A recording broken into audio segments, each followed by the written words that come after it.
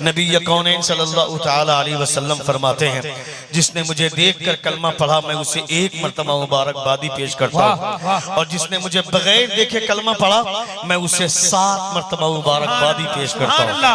कौन है आप? आपकी हैसियत क्या है? आपका वकार क्या है? आपकी शान क्या है? कोई बोले ना बोले, आपके बारे में आपका रब बोलता है। अल्लाह फरमाता है, कुंतुम खैरा उम्मतिन उखरिजत लिन्नासि तअमुरून बिल मारूफ व तनहौना अनिल मुनकर। यू आर द बेस्ट उम्मह, grand Muslim community. You enjoy what is right and forbid what is wrong. तुम बेहतरीन उम्मत निकाले गए हो। तुम्हारी हैसियत अलग है, तुम्हारी शान अलग है, तुम्हारा स्टेटस अलग है। 17 नबियों ने मुस्तफा जान रहमत की उम्मत में आने की दुआ फरमाई थी, मगर अल्लाह रब्बुल इज्जत ने आपको नबी कौनैन की उम्मत में शामिल फरमाया। ये कमाल किसका है? ये फैजान किसका है? ये फضل किसका है? ये किसी और का नहीं है, ये कमाल अल्लाह रब्बुल इज्जत का है, ये फضل अल्लाह रब्बुल इज्जत का है। हजरत मूसा अलैहिस्सलातु व तस्लीम जब कोई टूर पर जाते हैं, परवरदिगार से कहते हैं, मौला मैं जब तौरात को पढ़ता हूँ मुझे एक उम्मत बड़ी अच्छी, मैं एक उम्मत का तज़किरा पढ़ता हूँ, मुझे वो उम्मत बड़ी अच्छी लगती है, उस उम्मत को मेरे हवाले कर दे। तो अल्लाह फरमाता है, ऐ मूसा उस उम्मत को तेरे हवाले कैसे कर दूं? मैंने उसे किसी और के लिए नहीं, अपने हबीब के लिए रखा है, अपने महबूब के लिए रखा है। अल्लाह रब्बुल इज्जत के उस पैगंबर से पूछ, हज़रत मूसा अलैहिस्सलातु व तस्लीम से, आपने खूबी क्या देखी? हज़रत मूसा अलैहिस्सलातु व तस्लीम, खूबियां तो बहुत बड़ी है, मगर एक खूबी जो आप बताते हैं, आप कहते हैं मैं जब तौरात को पढ़ता हूँ उसमें अल्लाह के प्यारे नबी फरमाते हैं, रसूल वक़ार का फरमान है, क़यामत में तमाम नबियों में जिस तरह सबसे पहले मैं जन्नत में जाऊंगा, उस तरह तमाम उम्मतियों में सबसे पहली उम्मत मेरी उम्मत जन्नत में दाखिल हो।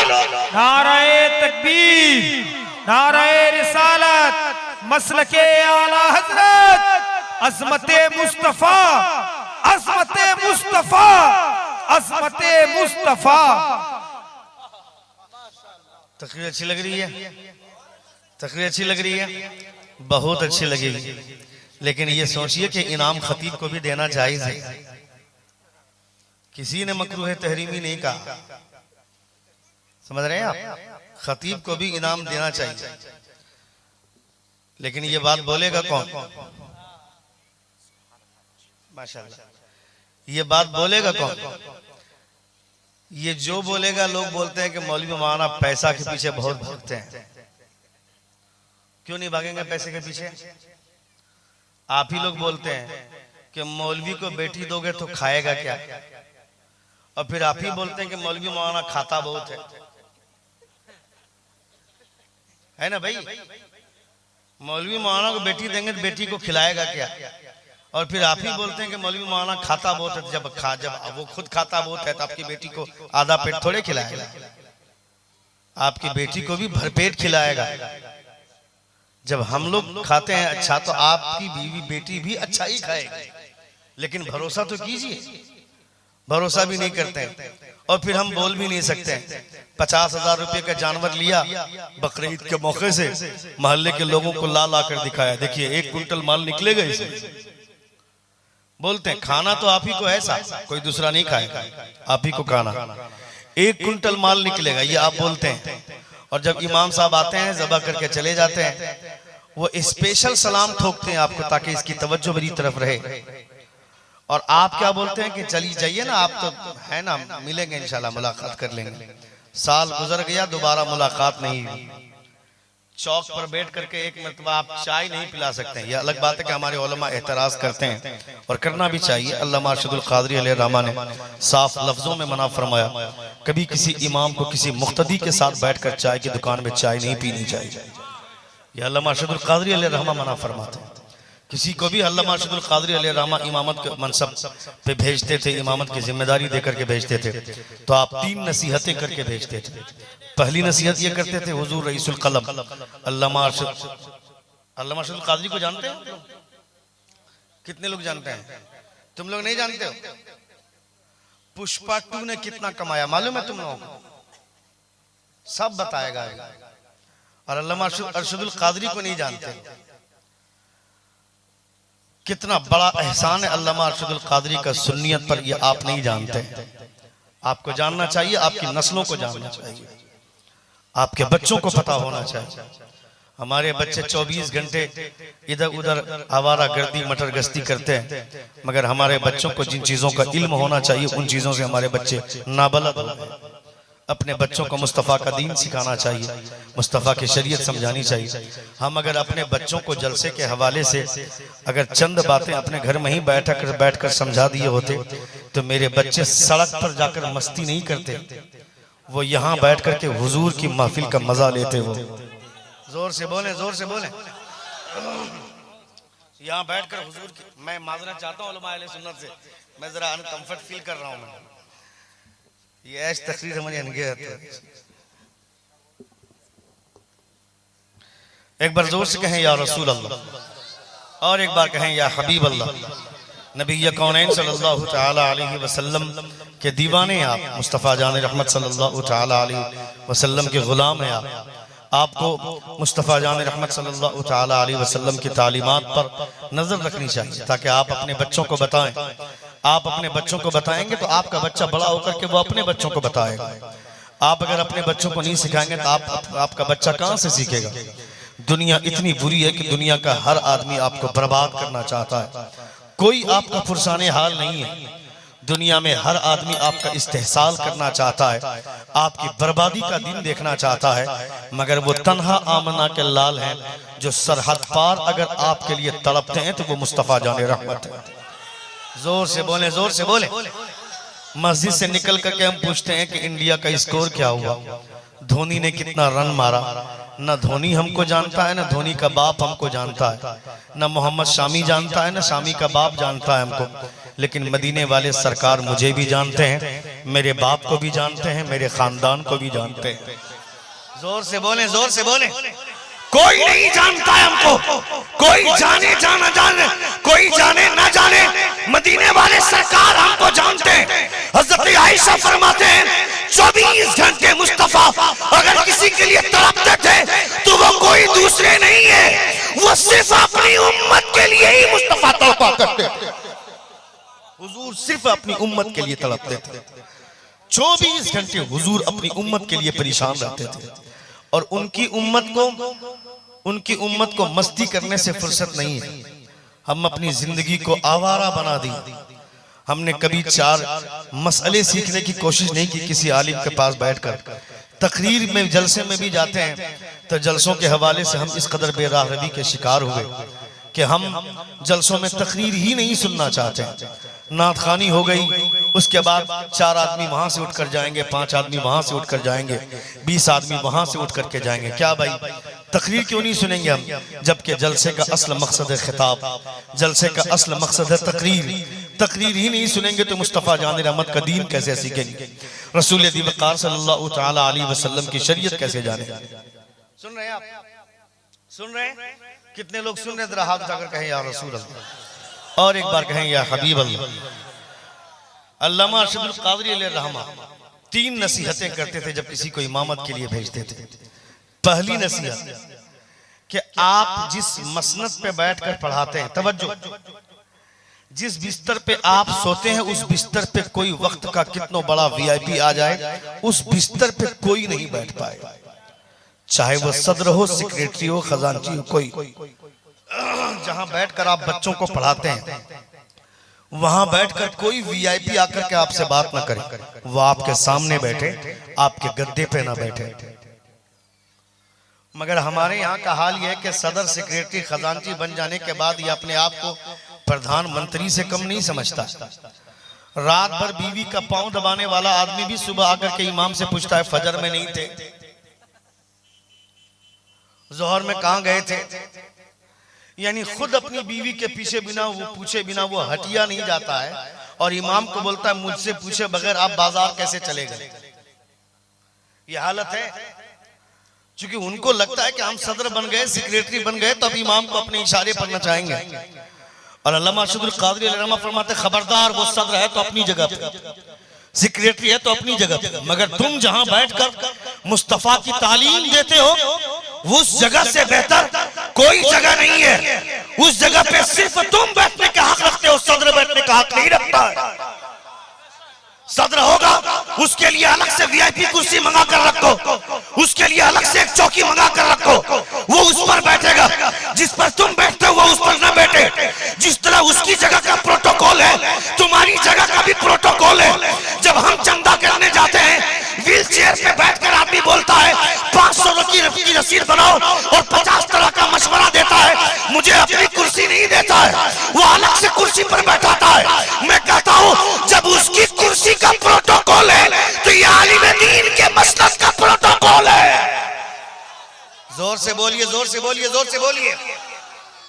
ये आलिम दीन के मसलक का प्रोटोकॉल है। यहां पर भी आलिम दीन बैठता है, तुम नहीं बैठ सकते हो। हजरत इमाम मोहम्मद बहुत बड़े इमाम, हजरत इमाम आदम अबू हनीफा की गैर मौजूदगी में एक दिन उनकी जगह पे बैठ गए। बोलूं बोलूं, सुन रहे हैं आप? कितने लोग सुन रहे? जरा हाथ उठाकर कहें या रसूल अल्लाह, और एक बार कहें या हबीब अल्लाह। हजरत इमाम आदम अबू हनीफा की गैर मौजूदगी में हजरत इमाम मोहम्मद बैठ गए। आजकल मदरसों का हाल ये है कि मदरसे में जब असातिज़ा पढ़ा करके उठ जाते हैं तो हमारे असातिज़ा को चाहिए कि फौरन दरसगाह में जो उस्ताद बैठ करके पढ़ाते हैं उस गद्दे को फौरन समेटवा दें। फौरन कोशिश ये हमारी होनी चाहिए। वो जगह रह जाती है, वैसे ही बच्चे उसी जगह पे आकर के मोबाइल चलाते हैं। ये अदब के खिलाफ। और ये लाइन ऐसी है, यहाँ जब तक उस्ताद की जूती नहीं सीधी की जाएगी कुछ हासिल होने वाला नहीं। यहाँ मेहनत काम कम करती है, उस्ताद का फैजान ज्यादा काम करता है। जोर से बोलिए, जोर से बोलिए।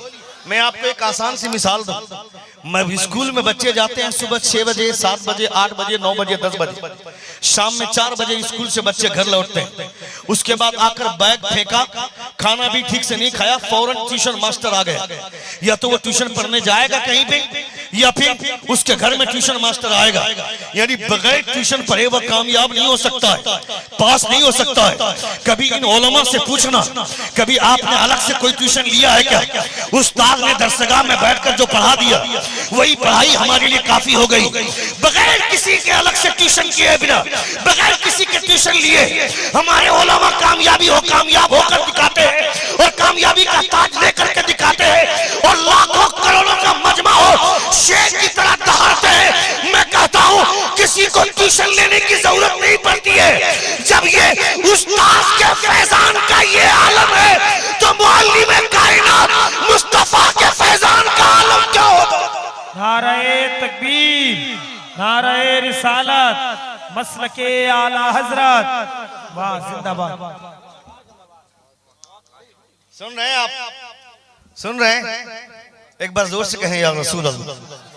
अगर कोई भी कुर्सी मुझको मंगा दीजिए हाथ वाले तो मैं भी माहौल चेंज कर दूंगा। मैं माँ कसम, मैं जरा सा अनकंफर्ट फील कर रहा हूँ। मेरे हिसाब का मुझको नहीं मिल पाया। वो हाथ वाली कुर्सी पे अगर है तो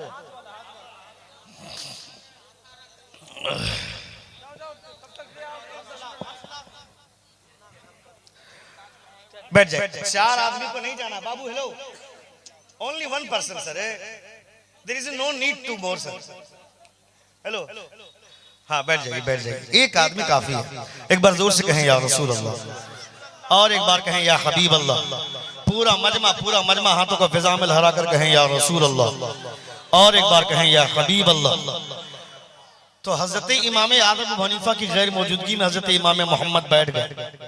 उनकी जगह पे इमाम आजम उधर से तशरीफ लाए। आपने फरमाया मेरी जगह पे बैठने के लायक हो गए। हजरत इमाम मोहम्मद फरमाते हैं आपकी दुआ से हो गए। हजरत इमाम आदम अबू हनीफा फरमाते हैं तो फिर बताओ नमाज की शुरुआत फर्ज से करते हैं या सुन्नत से करते हैं? जोर से, जोर से और जोर से। नमाज की शुरुआत फर्ज से करते हैं या सुन्नत से? हजरत इमाम मोहम्मद फरमाते हैं फर्ज से। आपने फरमाया गलत।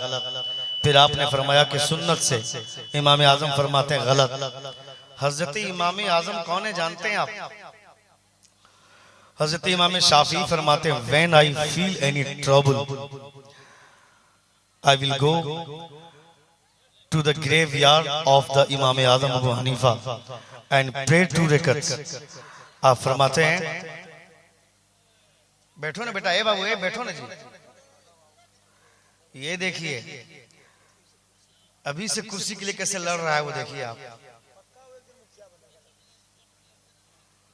मुखिया नहीं बनेगा तो मुखिया के लिए कुर्सी तो बिछाएगा। अब मुसलमानों के बच्चे नेता बनने के चक्कर में नहीं रहते हैं, नेता के पीछे घूमने के चक्कर में रहते हैं। पढ़ेंगे लिखेंगे नहीं तो क्या करेंगे, नेता का भड़ुआ नहीं बनेंगे तो क्या करेंगे, नेता का तलवाई चाटेंगे हम। पढ़ते लिखते अपने आप को इस आजकल तो पहली बात तो यह कि जो सबसे बड़ा चोर वो सबसे बड़ा नेता, जो सबसे बड़ा डकैत वो सबसे बड़ा नेता, जो सबसे बड़ा जाहिल वो सबसे बड़ा नेता। डॉक्टर को क्या जरूरत है नेता बनने की, प्रोफेसर को क्या जरूरत है नेता बनने की, जिसके पास जिसकी दाल रोटी ठीक ठाक चल रही है उसको नेतागिरी करने की क्या जरूरत है। मैं तो कहता हूं हमारे उलमा को सियासत के मैदान में आना चाहिए, राजनीति में आना चाहिए।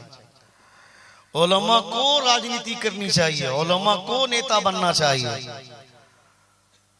लेकिन उलमा अगर राजनीति करने लगे तो हम लोग क्या बोलते हैं, चाय की दुकान पे मौलवी मौलाना को क्या जरूरत है राजनीति करने की, इनको तो मस्जिद और मदरसे में रहना चाहिए। क्यों तुम्हारे बाप का ठेका लिया हमने, मस्जिद हम संभालेंगे, मदरसा हम संभालेंगे, तुम खाली पान खा करके तुम खाली मौलवियों को मशवरा देने के लिए दुनिया में हो।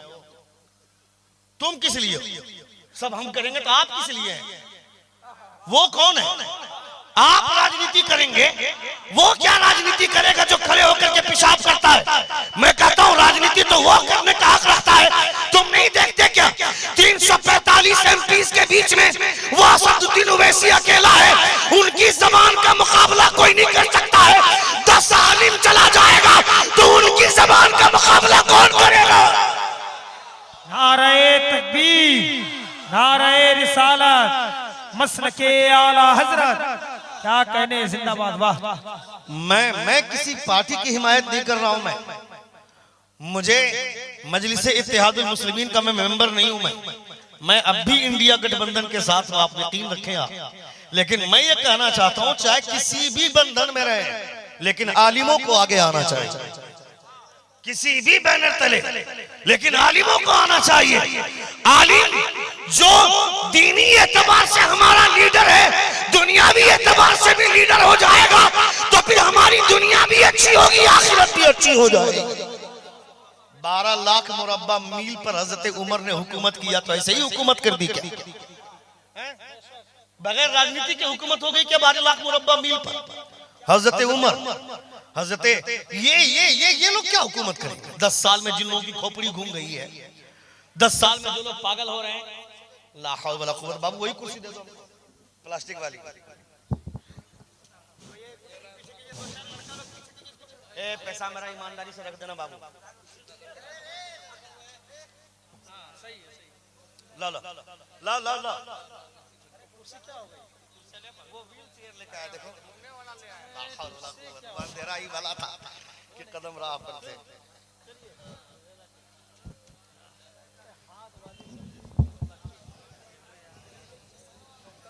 ठीक है ठीक है ठीक है, आप मुतमईन रहे, बैठ जाइए आप, बैठ जाइए, बहुत अच्छा।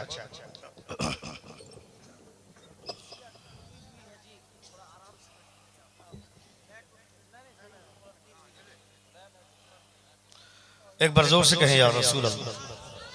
थोड़ा सा साउंड बहुत अच्छा बज रहा है आपका। मैं नहीं बोलूंगा कि खराब किया आपने, खराब बिल्कुल भी नहीं है, साउंड बहुत अच्छा है, बहुत अच्छा बजा रहे हैं आप, बहुत अच्छा। मैं तो कहता हूँ कि बाहर का साउंड काट दीजिए, आप यहाँ का साउंड रखिए। जो लोग मेरे सामने बैठे उनको सुनाना है, बाहर वालों को थोड़े सुनाना है। और अब तो लगता है कि मर्दों का जलसा बंद करना होगा, मर्दों से ज्यादा औरतें आती हैं जलसे में। जलसों को सुनने का शौक उनके दिमाग में अगर है, उनके दिल में अगर शौक जाग रहा है तो उन्हीं को ही सुनाया जाए जलसा। मर्द सुनना नहीं चाहते हैं। जितने लोग सुन रहे हैं अल्हम्दुलिल्लाह लायक तहसीन है, काबिल मुबारकबाद है। अल्लाह रब्बुल इज्जत सलामत रखे। एक बार जोर से कहें या रसूल अल्लाह। पूरा मजमा यार हाथ उठाकर बोले एक बार या रसूल अल्लाह, और एक बार कहें या हबीब अल्लाह। तो नबी कौनैन सल्लल्लाहु तआला अलैहि वसल्लम का दीन अगर आपको आपके उलमा सिखाते हैं तो आपको मुस्तफ़ा जान रहमत सल्लल्लाहु तआला अलैहि वसल्लम जो जिंदगी गुजारने का उसूल दिए हुए हैं, ये भी ये उलमा ही समझाएंगे। 12 लाख मुरब्बा मील पर हजरत उमर फारूक ने हुकूमत की, तो ऐसे ही नहीं की। उन्होंने हुकूमत की तो कैसे हुकूमत की? सियासत उनके पास थी, राजनीति उनके पास थी। जब से हमारे उलमा ने सियासत का मैदान छोड़ा है, तब से यह सियासत नाजायज औलाद बनकर रह गई या किसी की रखेल बनकर के रह गई। वरना सियासत जब तक हमारे उलमा के हाथ में थी, तब सियासत के पीर की पेशानी पे चमकती। हजरत अल्लामा अरशदुल क़ादरी अलैहि रहमत थे, सियासत में सियासत की पेशानी चमकती थी। हुजूर मुजाहिद दौरा मुजफ्फर हुसैन की छोचनी वो सियासत की दुनिया में थे कि सियासत की पेशानी चमकती थी। हुजूर मुजाहिद मिल्लत सियासत की दुनिया में थे कि सियासत की पेशानी चमकती थी। हजरत उमर बिन अब्दुल अजीज, अल्लाह के रसूल ने फरमाया था ना, हुजूर फरमाते हैं कि ज़कात की अदायगी में जल्दी करो, वरना एक वक्त ऐसा आएगा कि ज़कात की रकम लेकर के ढूंढते फिरोगे, कोई ज़कात की रकम लेने वाला नहीं मिलेगा। ये वक्त आएगा, मगर एक बार ये वक्त आ चुका है, ये दौर आ चुका है जब हजरत उमर बिन अब्दुल अजीज का दौर था। हजरत उमर बिन अब्दुल अजीज के वक्त में एक साहब आए, तवज्जो इधर तवज्जो दीजिए। हजरत उमर बिन अब्दुल अजीज के साहब के पास एक कपड़ा फरोश आया, उसने कहा कपड़ा दिखाओ।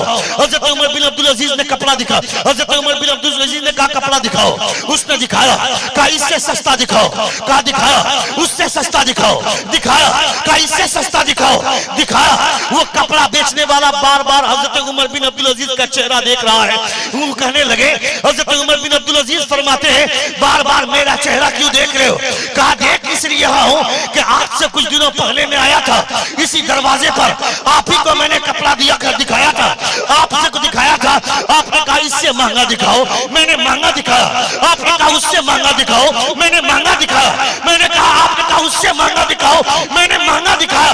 यानी सबसे कीमती कपड़ा आपने मुझसे खरीदा था, मगर आज सबसे सस्ता कपड़ा खरीदने के पीछे रीजन क्या है? उमर बिन अब्दुल अजीज फरमाते हैं, उस वक्त मैं बादशाह नहीं था, आज मैं बादशाह हूं। आज मैं सस्ता कपड़ा पहनना चाहता हूं ताकि दुनिया वाले देखें कि जब मोहम्मद के गुलाम सस्ता कपड़ा पहनते बादशाह होने के बाद भी, तो हम रियाया होकर सस्ता कपड़ा पहने तो क्या हो? वाह वाह,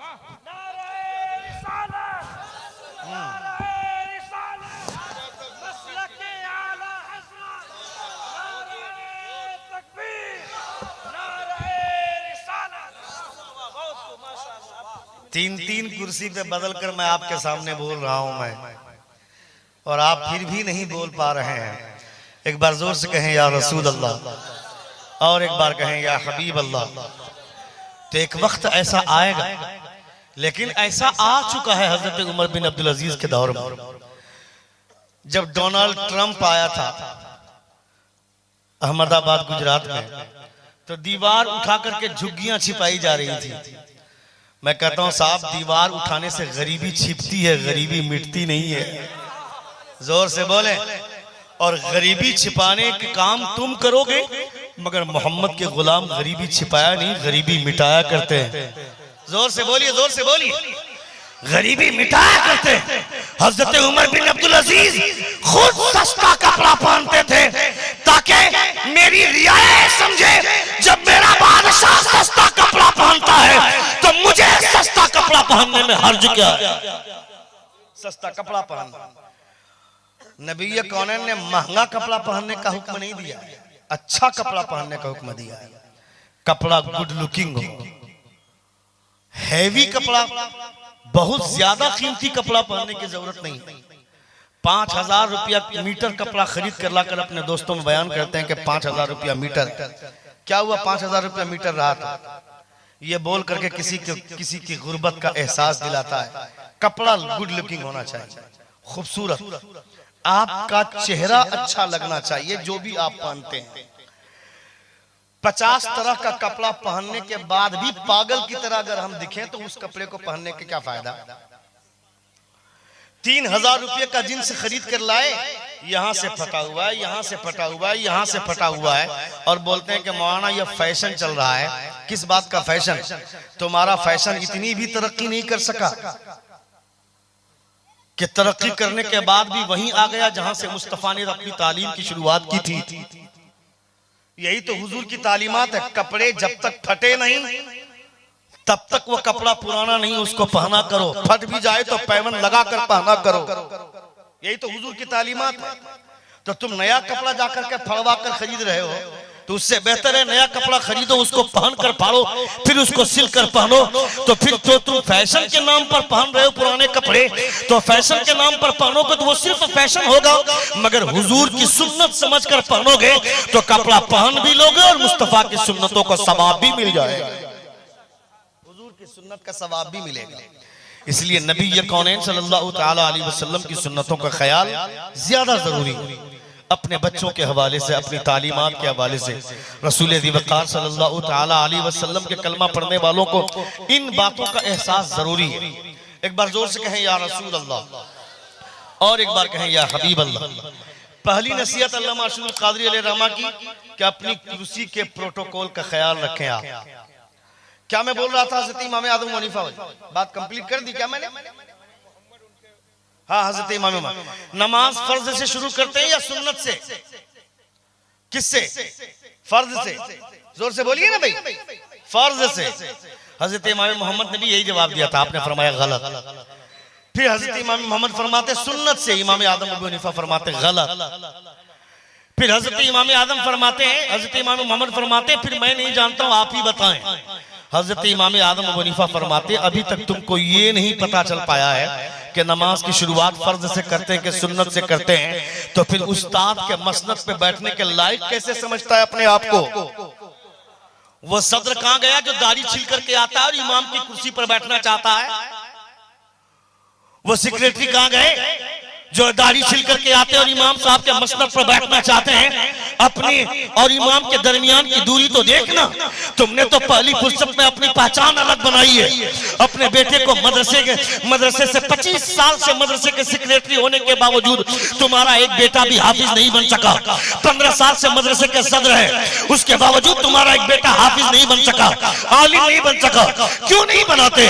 ये लोग अपने बच्चे को मदरसे में नहीं पढ़ाते, सदर अपने बच्चे को मदरसे में नहीं पढ़ाता है, सेक्रेटरी अपने बच्चे को मदरसे में नहीं पढ़ाता है, खजांची अपने बेटे को मदरसे में नहीं पढ़ाता है।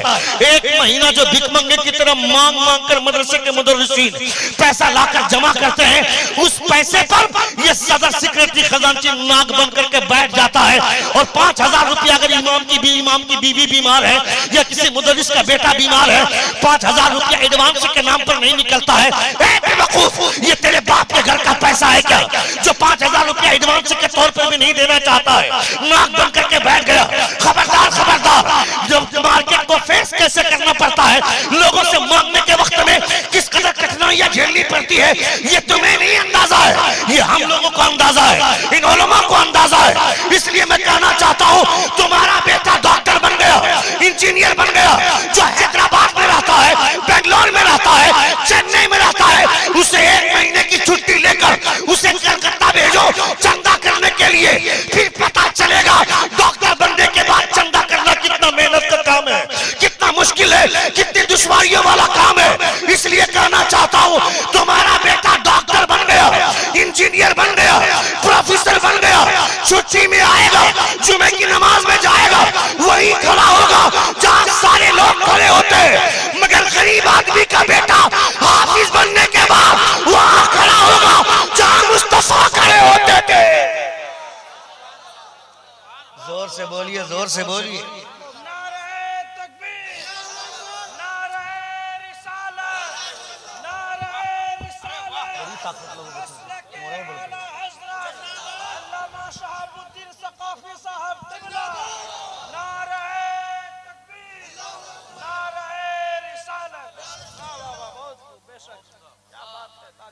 वाह माशाअल्लाह, देखिए मेरे बापूजी, वाह सुभान अल्लाह, अल्लाह सलामत रखे।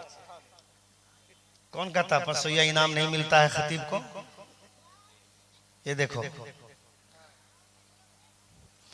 शायर लोग चले गए क्या? सावन भाई हैं, आप परसों लेके दिखाइएगा तब जानेंगे हम। एक बार जोर से कहें या रसूल अल्लाह और एक बार कहें या हबीब अल्लाह। तकरीर अच्छी लग रही है क्या? कितने लोगों को अच्छी लग रही है? जरा हाथ उठाकर बताएं। वाह माशाअल्लाह, दैट्स आई वांट। बहुत खूब। तो मैं ये बोल रहा हूं कि जब आप आकर के देखते हैं, आपको इस बात का एहसास होना चाहिए। हाँ, तो ये सुन लीजिए, आप नमाज किससे शुरू करते हैं, फर्ज से या सुन्नत से? फर्ज से। कुछ लोग बोल रहे हैं सुन्नत से। हजरत इमाम आजम ने दोनों गलत कहा, दोनों गलत। फिर हजरत इमाम मोहम्मद फरमाते फिर हम नहीं जानते, आप बता दीजिए। इमाम आजम का जवाब सुनिए आप, तवज्जो इधर। इमाम आजम फरमाते हैं नमाज की शुरुआत न सिर्फ फर्ज से न सिर्फ सुन्नत से, बल्कि फर्ज और सुन्नत दोनों से। हाथ उठाना और नाफ के नीचे बांधना ये सुन्नत है, अल्लाहू अकबर बोलना फर्ज है। जोर से बोलिए, जोर से बोलिए, जोर से बोलिए। यानी फर्ज और सुन्नत। अल्लाहू अकबर, या रसूल अल्लाह, अल्लाहू अकबर, जिंदाबाद। नारा लगाने वाले को लोग ऐसा देखते जैसे किसी दूसरी दुनिया से आए और हंसते हैं आप उस पर। हंसिए मत। कहीं अगर नारा लगाने में मिस्टेक भी हो रहा है, लेकिन आपको अल्लाहू अकबर तो ठीक बोलवा रहा है वो। जोर से बोलिए, जोर से बोलिए। उनके बोलने की वजह से आपने अल्लाहू अकबर कहा, उनके बोलने की वजह से आपने या रसूलुल्लाह कहा। यह कम बड़ी बात नहीं है। अगर आज की तारीख में किसी के जबान से अल्लाहू अकबर निकल जा रहा है, यही बहुत बड़ी बात है। हजरत जुन्नुन मिस्री रहमतुल्लाह ताला अलैह, आप मस्जिद से लौट करके आ रहे थे, घर की तरफ जा रहे थे। देखा कि रोड के किनारे एक साहब पड़े हुए हैं शराब के नशे में। इस इलाके के लोग शराब वगैरह नहीं पीते होंगे, हमको लगता है दारू नहीं पीते होंगे, कोरेक्स से पीते होंगे। नहीं, कोरेक्स से दवा मिलनी बंद हो गई। ये भी मैंने एक जगह तकरीर में कहा कि तुम लोग कोरेक्स से इतना पीने लगे तो कोरेक्स से दवा मिलनी बंद हो गई। मजमे से लड़का उठ करके बोलता किसने कहा हजरत के कोरेक्स से बंद हो गया? हमको पूछिए ना, हमको मालूम है कहां कितना लीजिएगा। हमको नहीं लेना है, तुमको बंद करना है। हम लेने के लिए नहीं बोल रहे हैं। तुम्हारे बच्चे शराब पिएंगे, फिर मत किसी मुफ्ती साहब के पास आकर के बेचारगी का इलाज करवाना और आकर के बोलना कि पी लिए थे, गुस्से में तलाक दे दिए। गुस्से में तलाक होता है क्या? ये तमाशा करते हो तुम लोग आकर के दारुल इफ्ता में आकर। डबल टेबल जुर्म करता है तुम लोग। एक तो पिया, ये जुर्म है। पीने के बाद गुस्साया, ये दूसरा जुर्म है। तीसरा जुर्म बीवी को तलाक दिया। उसके बाद चौथा जुर्म आकर के बेशर्मी का मुजाहरा कर रहे हैं बोल करके। आलिम के सामने इन सब चीजों का इजहार भी जुर्म है। ये आलिम का अदब है। आलिमों के सामने बैठना भी चाहिए तो इंसान को सलीके के साथ बैठना चाहिए। अगर किसी गलती से अगर हम लोग चाय की दुकान पे चले जाते हैं, 4 मुसलमान लड़का अगर वहां मिल गया तो हम लोगों को शर्म के मारे उठ करके वहां से निकलना पड़ता है। इतने गंदे और भद्दे मजाक करते हैं ये लोग, किसी की परवाह नहीं करते हैं ये। अरे नहीं, आप मेरी पहचान आपकी नहीं है, आप मुझे नहीं पहचानते, मैं आपको नहीं पहचानते हैं, मगर हमारा हुलिया तो बता रहा है कि हम एक आलिम हैं, मौलवी हैं। हमारा लिबास ही आपको बताने के लिए काफी है। नाम नहीं जानते हैं कोई जरूरी नहीं है, लेकिन हुलिया तो बता रहा है आपको। कम से कम इसका तो एहसास कीजिए कि मेरे मोहल्ले का इमाम नहीं किसी भी मोहल्ले का इमाम होगा। इतना ही ख्याल कर लिए होते, इतना ही ख्याल कर लिए तो कितना बड़ा काम हो जाता है। एक आलिम की इज्जत हो जाती, और आलिम की इज्जत हो जाती दूसरे लोग देखते, दूसरे लोग देख करके ये समझते हैं जिनके यहाँ आलिमों का इतना एहतराम है, उनके यहाँ नबियों का कितना एहतराम होगा। जोर से बोलिए, जोर से बोलिए, जोर से बोलिए। तुम अपने आलिम की इज्जत करो, कसम खुदा की दुनिया तुम्हारे पैगंबर को सैल्यूट करने पर मजबूर हो जाएगी, एहतराम करने पर मजबूर हो जाएगी। वो हरामगिरी महाराज वो कौन होता है? वो कौन होता है? यतीम नसीमानंद जो हुजूर के खिलाफ बोलता है, हुजूर के बारे में उल्टी सीधी बात बोलता है। वो टपोरी साधु क्या जानेगा हुजूर कौन है, हुजूर की शान क्या है, हुजूर की हैसियत क्या है। हुजूर की हैसियत जाननी होगी तो किसी दोगले साधु को सुनने की जरूरत नहीं है। सुनना है तो सुन। देख हज़रत शेख सादी क्या फरमाते हैं, बलगल उला भी कमाली कशफत दुजा भी Jamali. He reached the highest place by his perfection, he removed the darkness by his beauty। दुनिया के तमाम खूबसूरत चेहरे एक तरफ और आमना के लाल का तलवा एक तरफ। नारे रिसालत मसलके आला हजरत। वाह हजरत वाह, जवाब नहीं। वो क्या जानेगा हुजूर की शान क्या है, वो क्या जानेगा हुजूर की हैसियत क्या है। हुजूर की हैसियत जाननी होगी तो हमें अपने उलमा बताने के लिए काफी है। जोर से बोले, जोर से बोले, जोर से बोले। हम किसी के खिलाफ नहीं बोलते, हम किसी के देवी देवता के खिलाफ नहीं बोलते, चूंकि मेरे रब ने हमको मना फरमाया, वला तसुब्बुल लज़ीना यदऊना मिन दूनिल्लाह फयसुब्बुल्लाह अदवन बिगैर इल्म। अल्लाह फरमाता है खबरदार किसी के देवी देवता को गाली मत दो, वरना वो ला इल्मी में तुम्हारे अल्लाह को गाली देगा, तुम्हारे माबूद को गाली देगा। इसलिए हम अपने माबूद का एहतराम हद से ज्यादा करते हैं। इसलिए अपने माबूद के एहतराम में किसी दूसरे के झूठे माबूदों के खिलाफ हम नहीं बोलते। लेकिन कोई अगर बोलता है तो क्या होगा?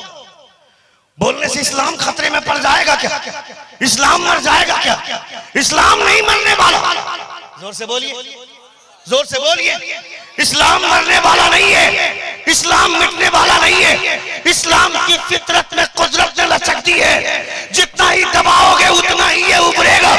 हिंदुस्तान के तमाम मुसलमानों को मार दो फिर भी इस्लाम जिंदा रहेगा।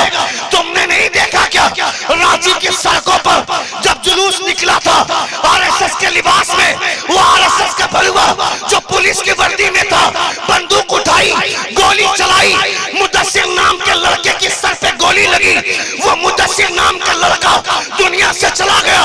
मगर मैंने उसकी माँ का वीडियो देखा, उसकी माँ सीना ठोक कर बोलती है मेरा बेटा चला गया तो क्या हुआ, इस्लाम जिंदाबाद था, इस्लाम जिंदाबाद है और क़यामत तक इस्लाम जिंदाबाद रहेगा। वाह वाह वाह, जिंदाबाद जिंदाबाद, वाह।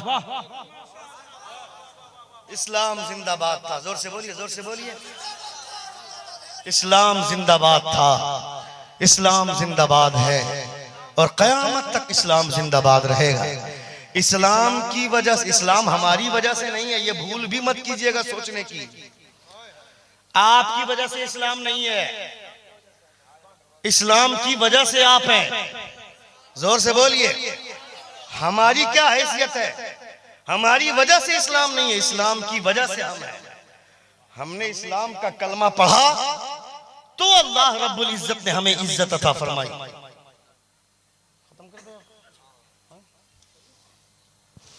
2 मिनट और सुनिएगा, और 2 मिनट, 1 घंटा होने वाला है, और 2 मिनट सुन लीजिए, 1 घंटा हो जाएगा। एक बार जोर से कहें या रसूल अल्लाह, और एक बार कहें या हबीब अल्लाह। हज़रत इमाम आज़म अबू हनीफा अल्लामा अरशद क़ादरी अलैहिर्रहमा दूसरी नसीहत करते हैं, ये नसीहत सुन लीजिए, उस पर तकरीर खत्म। अल्लामा अरशद क़ादरी अलैहिर्रहमा दूसरी नसीहत करते हैं। आप फरमाते हैं कि इमाम को चाहिए कि कभी किसी मुक्तदी के साथ जाकर के चाय की दुकान पे चाय ना पिए।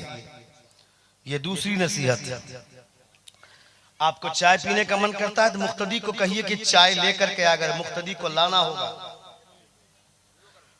इमाम का अदब और इमाम की ताजीम का यह हाल यह है कि अगर इमाम कह दे कि मेरे लिए 2 कप चाय लेकर के आइएगा तो मुक्तदी को लाना चाहिए, ये उनकी इज्जत है। और आप कहिएगा क्या लेकर के आएंगे, चलिए ना मेरे साथ चल करके पी लीजिए, तो ये अदब के खिलाफ है। उनको चाय की दुकान पे मत घसीटिए। चाय की दुकान पे 50 तरह के लोग रहते हैं, 50 तरह की बातें करते हैं। वहां पे 50 तरह की बातें होंगी, वहां पे उनकी इज्जत का ख्याल नहीं करेंगे, उनकी हुर्मत तार तार होगी। इसलिए इमाम ने कहा कि उनके लिए ला करके आप पहुंचाएं। ये दूसरी नसीहत। तीसरी नसीहत कि आप सुनिए, आपका इंतजार मुक्तदी न करे, जमात खड़ी होने का जब वक्त आ जाए, आपका इंतजार मुक्तदी न करे, आप बैठ करके मुक्तदी का इंतजार करें। वो कैसे? सुनिए, इमाम की हैसियत घटा नहीं रहा हूं मैं, बढ़ा रहा हूं।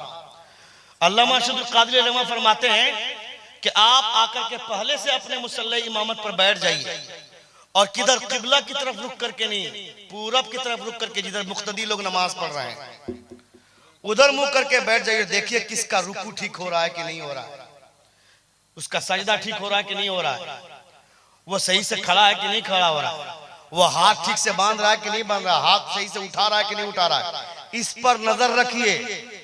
तो वो जो 40 साल का बुढ़ा जो आके नमाज पढ़ रहा है 50 साल का, फिर वो इमाम की लुंगी नहीं देखेगा, वो अपनी लुंगी ठीक करेगा। वो जोर से बोलिए, जोर से बोलिए। वो इमाम की पगड़ी और इमाम की नाक नहीं देखेगा, वो अपनी पगड़ी ठीक करेगा, अपनी नाक सीधी करेगा। इमाम को चाहिए कि आप दूसरों की इस्लाह करें, कोई आपकी इस्लाह न करे। ये ख्याल रहना चाहिए। ये अल्लामा अरशदुल क़ादरी अलैहिर्रहमा की 3 नसीहतें होती थी। जिस किसी को भी भेजते थे किसी को मनसब इमामत के लिए, आप इन तीनों नसीहतों को याद करें। अल्लाह रब्बुल इज्जत हम तमामों को नबी कौनैन से बेपनाह मोहब्बत करने की तौफीक अता फरमाए। अस्तगफिरुल्लाह रब्बी मिन कुल्लि ज़ंबि व अतूबु इलैहि। जोर से कलमा शहादत पढ़िए, अशहदु अल्ला इलाहा इल्लल्लाह व अशहदु अन्ना मुहम्मदन अब्दुहु व रसूलुहु।